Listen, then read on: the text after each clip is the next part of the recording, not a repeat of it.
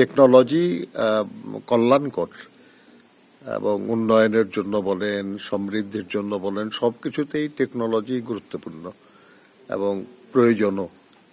কিন্তু এর অপব্যবহার এটা সমাজ এবং সভ্যতা বা উন্নয়ন সবকিছুর জন্যই ক্ষতির কারণ। কাজেই যদি এআই বা টেকনোলজির অন্যান্য মাধ্যম ব্যবহার করে যদি কেউ অপপ্রচার করে কিংবা যদি কেউ মানহানিকর কিছু করে, তাহলে এই ব্যাপারে নির্বাচন কমিশন যেন শক্ত ভূমিকা নেয়, সেটার জন্য আমরা বলেছি। নির্বাচন কমিশনের একটা অফিস আছে, তারা এটা দেখাশোনা করে এবং বাংলাদেশের বিভিন্ন প্রতিষ্ঠানেরও, সরকারি প্রতিষ্ঠানগুলি তাদেরও নিজস্ব মেকানিজম আছে। তারা সবাই মিলে এ ব্যাপারটা খেয়াল রাখবেন এবং আরো সক্রিয় হবেন তারা বলেছেন।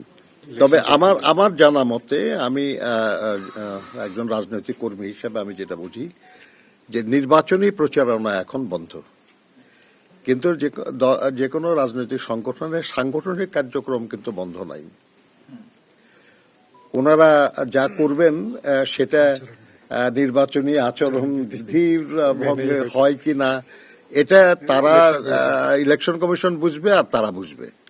বিএনপি একটা গণতান্ত্রিক রাজনৈতিক দল হিসাবে সব রাজনৈতিক দলের স্বাধীন সিদ্ধান্ত গ্রহণের অধিকার স্বীকার করে।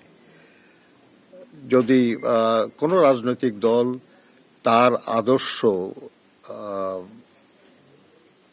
ঘোষিত আদর্শ, সেটা অনুযায়ী যদি অন্য কোনো রাজনৈতিক দলের সঙ্গে সম্পর্কিত হতে চায়, সে অধিকার তাদের আছে। অবশ্য আমরা এটাও দেখলাম আর কি যে তাদের এই সিদ্ধান্ত না, তাদের এই ভাবনার সঙ্গে দ্বিমত পোষণ করে তাদের অনেক নেতৃবৃন্দ দল ছাড়ার ঘোষণা দিয়েছেন। অর্থাৎ মনে হয় যেন তাদের ঘোষিত আদর্শ বা ঘোষিত ভাবনার সঙ্গে তাদের এই নতুন চিন্তা এটা বোধহয় যাচ্ছে না আর কি। যাই হোক, এটা তাদের ব্যাপার, এটা আমাদের ব্যাপার না।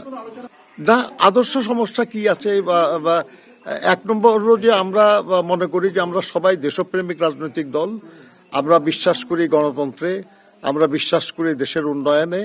তবে সব ব্যাপারেই যদি একমত হতাম আমরা, তাহলে তো এক দল করতাম, তাহলে তো আলাদা দল থাকতাম না আমরা।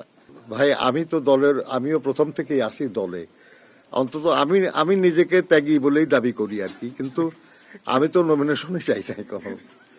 তো এখন ব্যাপার হচ্ছে যে দলের স্বার্থ, দেশের স্বার্থ সবার আগে, ত্যাগী নেতাদের জন্য আরো বেশি আগে।